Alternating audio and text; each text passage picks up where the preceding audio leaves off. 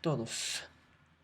Algo importante para comenzar nuestros trabajos de investigación social y para realizar investigación social en general es estar al tanto de las discusiones críticas alrededor de estos conceptos fundamentales que son cultura e identidad. Seguramente todos han escuchado este criterio que se ha reproducido desde muchos espacios mediáticos, incluso en la vida cotidiana, de que los ecuatorianos carecemos de identidad. Las crucificaciones para este argumento van desde ideas que plantean que hay una pérdida de costumbres y tradiciones locales, que se han incorporado tradiciones extranjeras y se han eliminado tradiciones propias o autóctonas, y que hay una continua negación o vergüenza a nuestra propia condición étnica.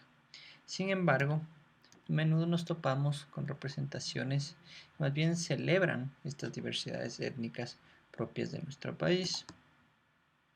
Por ejemplo, la campaña gobiernista está cargada de discursos que hablan de esta diversidad y celebran esta diversidad.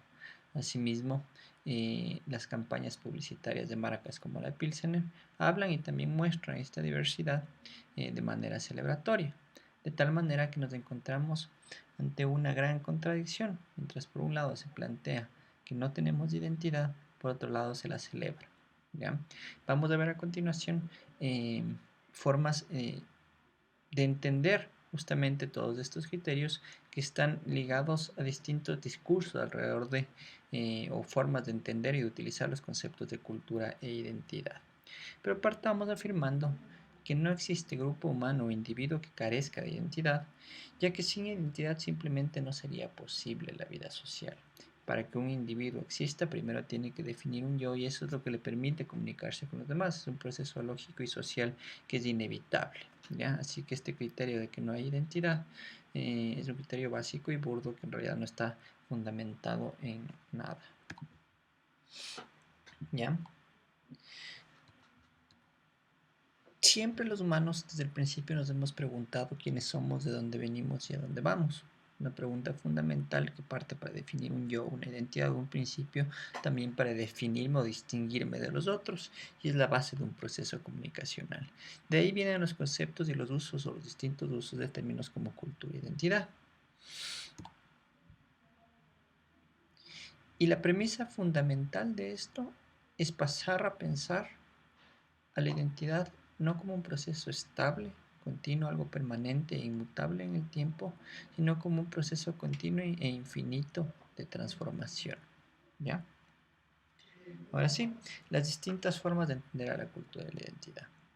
Básicamente existen cuatro discursos: un enfoque esencialista, un enfoque culturalista, un enfoque subjetivista y tal vez el enfoque más crítico y completo, el enfoque del constructivismo relacional, que ya se vamos a llegar al final.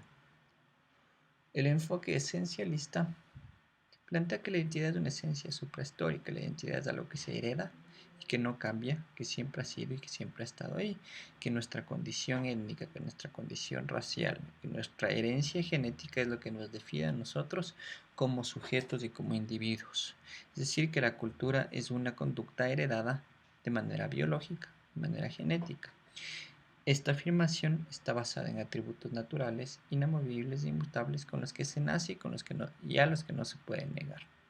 Este enfoque ha sido muy cuestionado justamente porque su idea de cultura e identidad termina siendo a la larga homogenizante y excluyente. Homogenizante porque define de gran manera o de una manera muy general lo que es la cultura y lo que es la identidad y no dan cabida a posiciones individuales. Finalmente termina siendo excluyente porque cualquier forma de expresión o rasgos que no cumplan con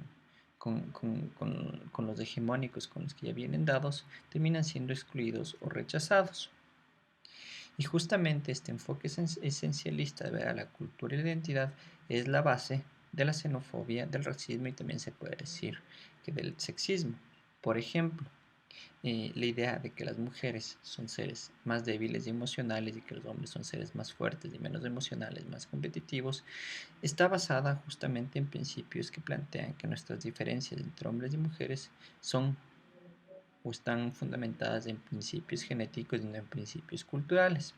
Asimismo, afirmaciones como las que se dieron en la Alemania nazi, de que existen razas de, de hombres, de seres humanos superiores a otras, y que eso es definitivo en su forma de ser, y que esta herencia genética plantea que ellos sean superiores al resto. A pesar de que este ejemplo de Alemania nazi es un ejemplo extremo, solo pensemos que en nuestra cotidianidad esto se repite y se reproduce de manera continua. Como ustedes aportaron los mismos foros, estas formas de exclusión hacia lo indígena, hacia lo afroecuatoriano, también plantea que estos grupos o estos individuos, por su condición genética, están eh, determinados a actuar de tal manera y finalmente termina siendo rechazada o excluida por nosotros. El enfoque culturalista, al contrario, plantea que la cultura es una conducta aprendida, no una herencia biológica, que se vuelve una herencia social que determina nuestra conducta como individuos. Al igual que el enfoque esencialista, no hay una mirada dialéctica ni cambiante. La cultura simplemente se aprende, se hereda y nada más. Tanto el enfoque esencialista como el enfoque culturalista son formas reduccionistas de ver a la cultura y la identidad. El uno plantea un reduccionismo biológico, dictaminando que lo que nos define como seres y como individuos es nuestra herencia biológica, y el otro que nuestra herencia es básicamente cultural, y que eso se va a seguir reproduciendo de generaciones en generaciones y que eso no debe cambiar. Finalmente, ambas formas de entender la cultura y la identidad terminan siendo excluyentes y terminan siendo homogeneizantes, excluyentes hacia las personas, o sea, los grupos de individuos que no cumplen con las características y los rasgos que plantean los discursos dominantes de lo que es lo cultural o de lo que es lo biológico. Y obviamente vuelvo y recalco que esto se expresa en las formas o en los discursos de exclusión hacia las mujeres, hacia diversidades sexuales o hacia grupos étnicos minoritarios. El enfoque subjetivista, al contrario, plantea que la identidad no puede ser vista como algo que está dado de una vez y para siempre, y que la identidad no puede ser vista como algo estático, inamovible, sino que la identidad es un proceso continuo, cambio y definición. Como dice Guerrero Arias, la identidad no hace referencia solo a los rasgos objetivos materiales que se evidencian en ella. La identidad más bien tiene que vérsela con un sentimiento de pertenencia a comunidades imaginadas que están determinadas por las representaciones que sus miembros hacen de eso, de estas. ¿Ya?